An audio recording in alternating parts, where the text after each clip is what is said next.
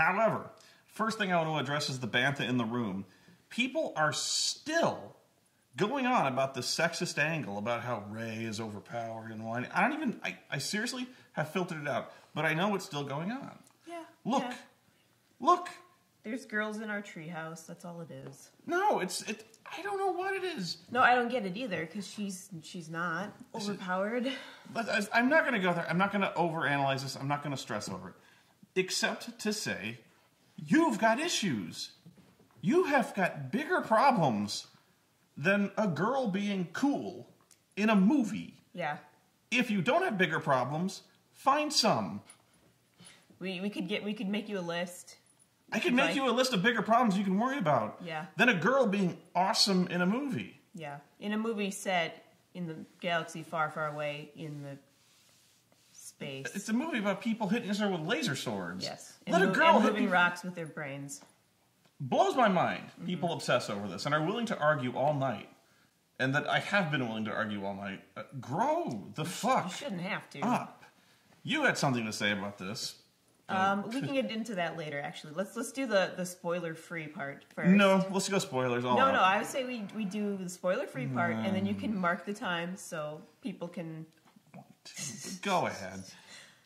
Let's just do initial thought. Got a contract on a woman called Mary Susan.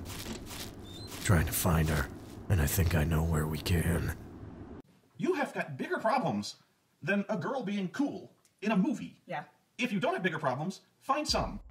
We'll bench the fact that this is a man who made his living for the longest time mocking and analysing and complaining about such things.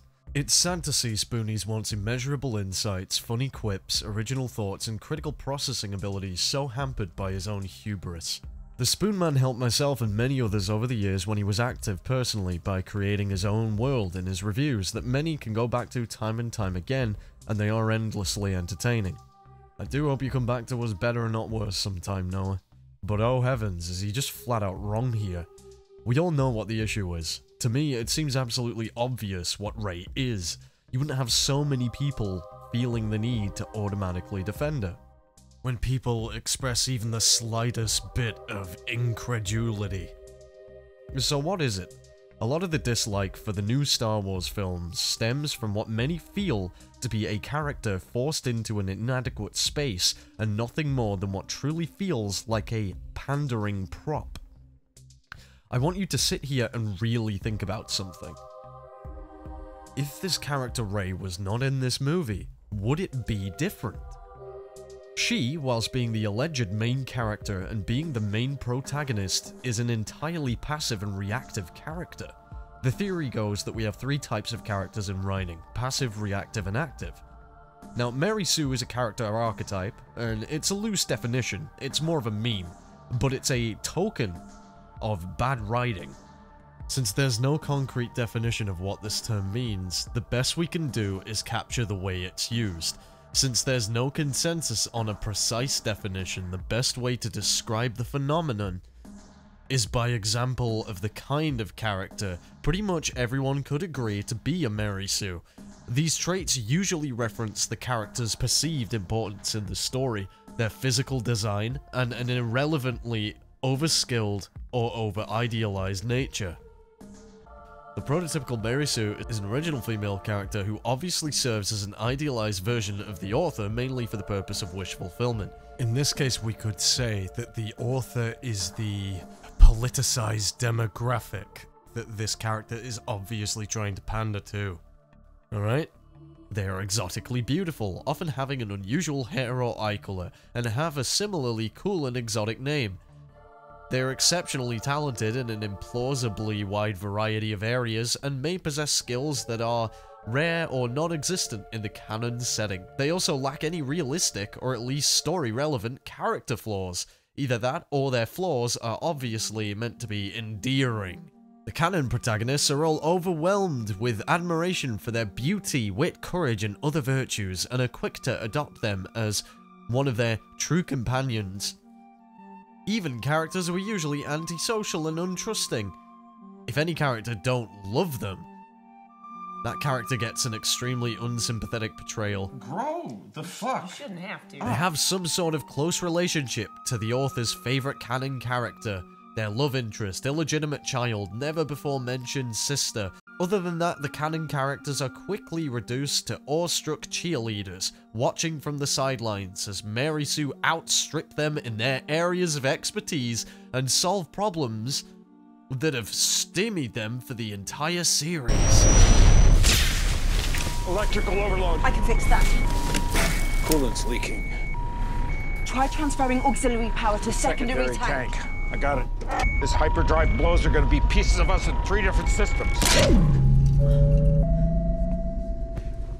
What'd you do? I bypassed the compressor.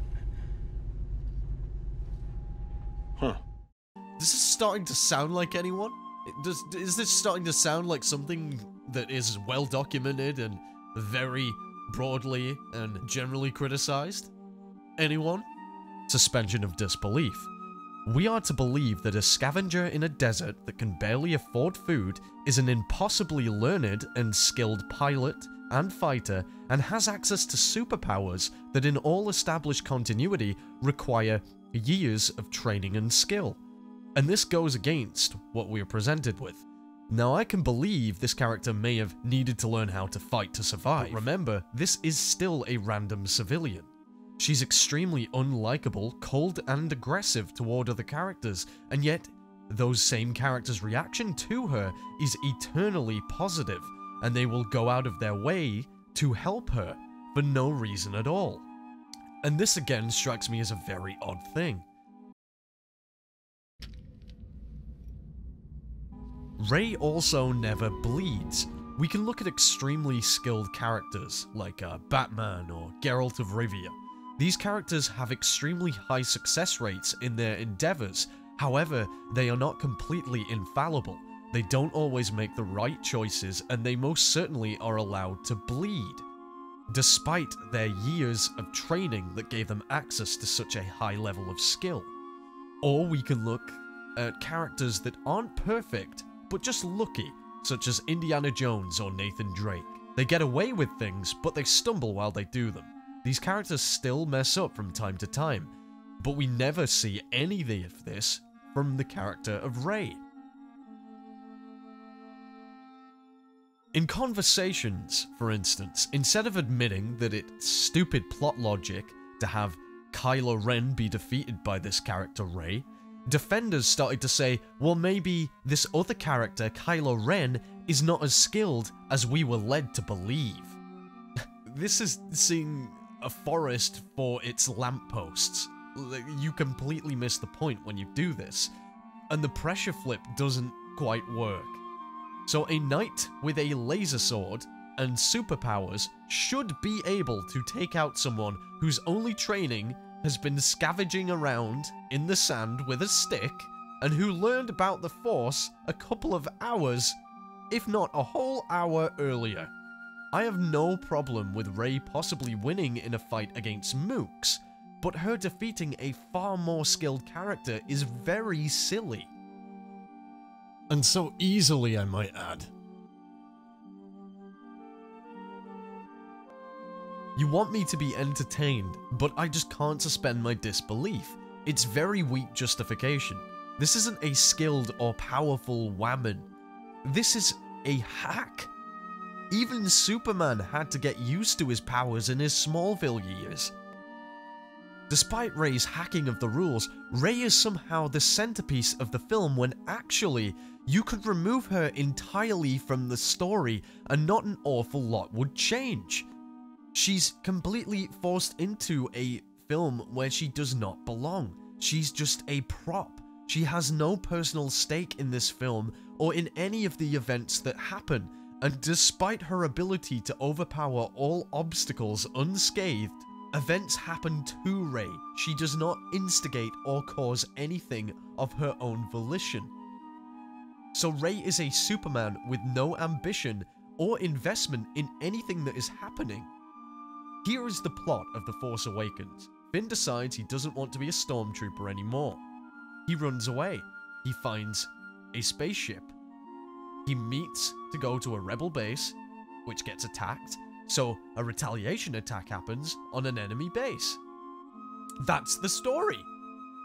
Where in this story does random girl searching for her parents fit into this? What does she actually do in this film to further herself toward that, like, on her own, using her own initiatives? A strong woman character with impossible skill and power fit into any of this. She doesn't have any stake in the she doesn't have any reason to be in this film. She's fundamentally not only flawed in her conception and execution, in terms of what she does while she's in the movie, she has no reason to be in the movie. So this plot does not require Rey to be involved. The only thing she serves to do is fill gaps with action, with powers and skills she simply should not and could not have. And despite this impossibly capable character doing all of these things, she doesn't seem to use any of these abilities to actually better her situation or chase after her own alleged goals and interests.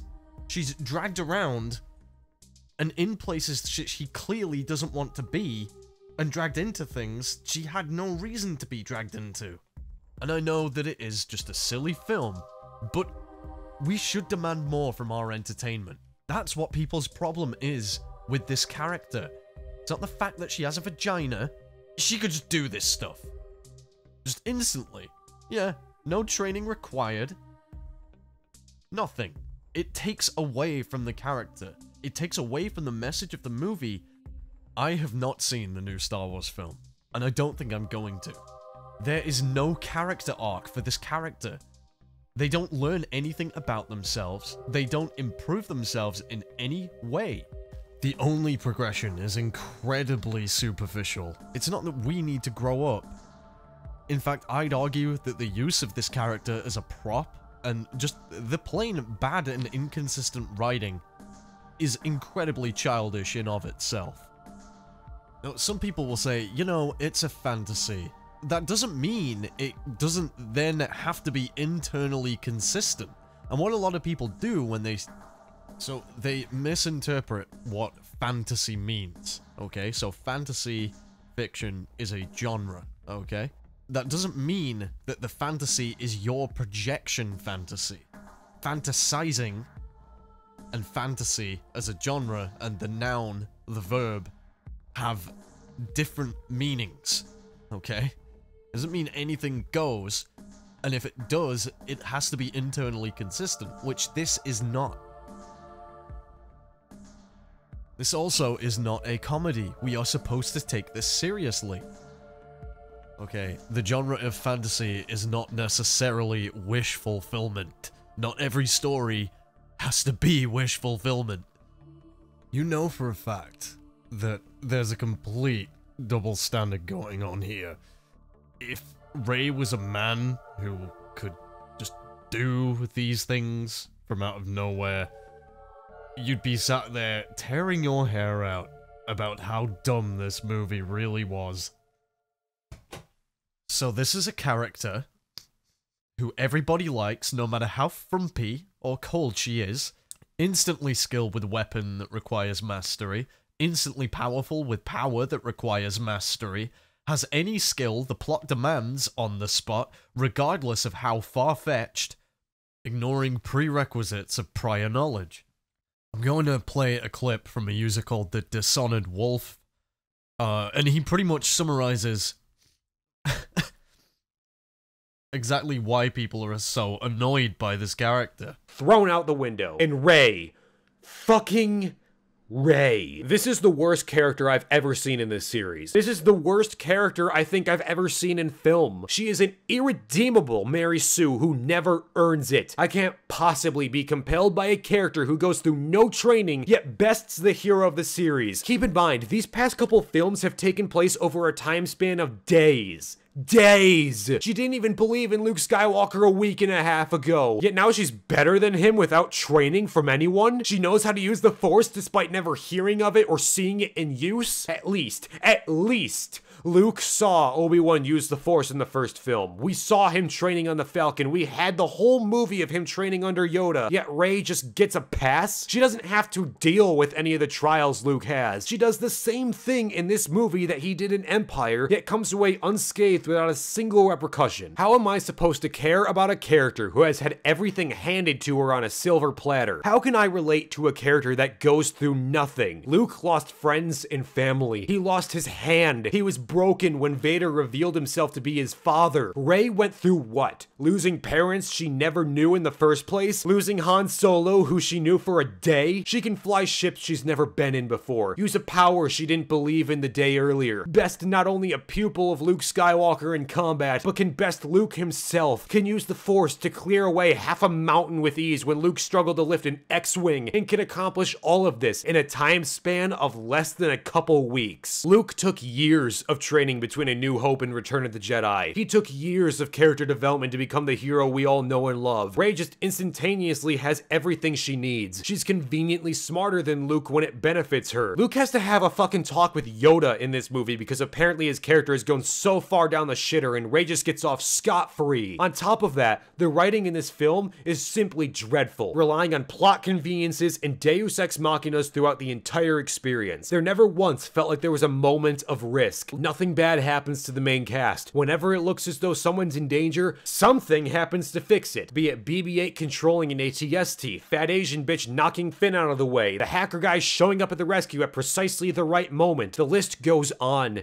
and on. The way the Force is used is extremely inconsistent and at points contradictory. In the first place, how Rey, despite having no training in any field, was able to use the Force without ever seeing it in practice or knowing how to use it, or how she was able to beat Luke Skywalker in a one-on-one duel. I could literally go on forever about why this movie is so stupid. Oh yeah, are you starting to get it yet? I'll leave a link to the channel that clip was from in the description, and I hope you enjoyed this. No, I don't know what it is. No, I don't get it either, because she's not overpowered. But I'm not going to go there. I'm not going to overanalyze this. I'm not going to stress over it. Except to say, you've got issues.